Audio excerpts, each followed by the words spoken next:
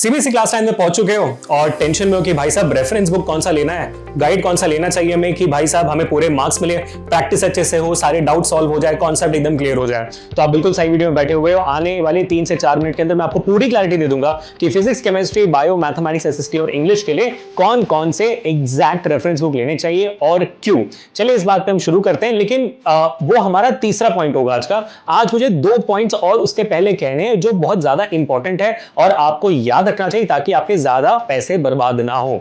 तो मेरे शेरों और शोनियों क्लास 9 के welcome to this session. This is Abhishek, master teacher of physics at Vedantu. कैसी चल रही मेरे बच्चों की जिंदगी? सब बढ़िया? चले फिर शुरू करते हैं पहले पॉइंट से। अगर अच्छा लगे वीडियो तो make sure to hit the like button, share this video, subscribe to the channel और मुझे कमेंट से जरूर बताना कि आप कौन से रेफरेंस बुक पाने का सपना देख रहे हैं।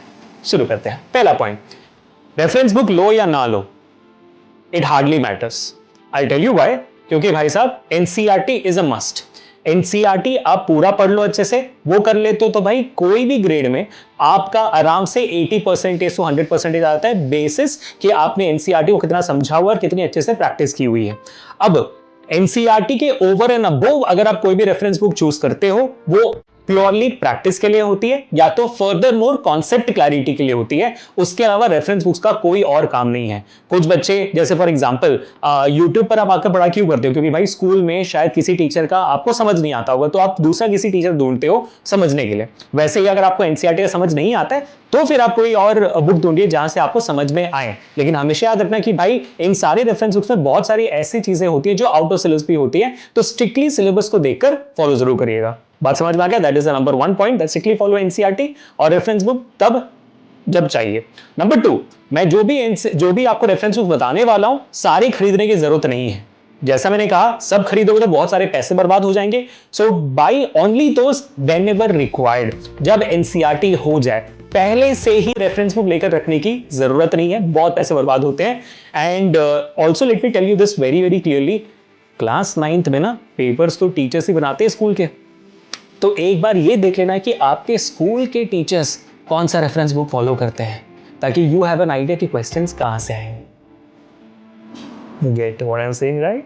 Let's move to number 3, the reference books for science. चलिए शुरू करते हैं। अगर आपको कॉन्सेप्ट क्लैरिटी के लिए साइंस पढ़नी है तो लखमीर सिंह जी की किताब काफी अच्छी है, एस चंद वाली। So it's absolutely fine for understanding the concept. लेकिन उसमें भी बहुत सारी चीजें कोई पॉइंटर्स में आउट ऑफ द सिलेबस है, तो भाई strictly follow the syllabus for sure. ठीक है? अब प्रैक्टिस के लिए, क्वेश्चंस प्रैक्टिस के लिए लखमीर सिंह में बहुत सारी क्वेश्चंस है और एनसीईआरटी में भी। उसके अलावा आपके पास वक्त बच जाता है तो आप किसी भी क्या कहते हैं ऑथर का रेफरेंस बुक उठा सकते हो फॉर प्रैक्टिस, चाहे वो अरिहंत हो, ऑल इन वन हो, एडुकार्ट हो, कुछ भी हो, आपकी मर्जी, एब्सोल्युटली फाइन। और मेरे साइड से जो सजेशन है वो मैं आपके सामने प्रोवाइड कर रहा हूं। ठीक है? तो ये थे फॉर साइंस, और फिजिक्स, केमिस्ट्री, बायो का इन डिटेल भी यहां पे आपके सामने डाल देता हूं। अब बात करते हैं आपके एसएसटी और इंग्लिश की।